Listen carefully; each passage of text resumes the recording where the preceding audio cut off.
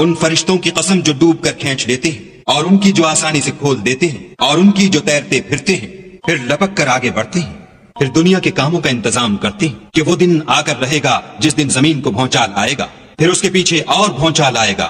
اس دن لوگوں کے دل خائف ہو رہے ہوں گے اور آنکھیں جھکی ہوئی۔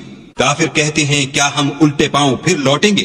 بھلا جب ہم کھوکھلی ہڈیاں ہو جائیں گے تو پھر زندہ کیے جائیں گے؟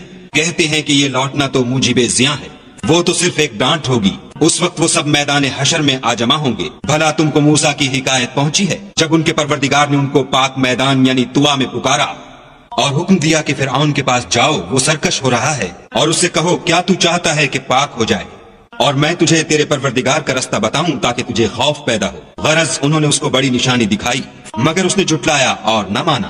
پھر لوٹ گیا اور تدبیریں کرنے لگا اور لوگوں کو اکٹھا کیا اور پکارا، کہنے لگا کہ تمہارا سب سے بڑا مالک میں ہوں۔ تو خدا نے اس کو دنیا اور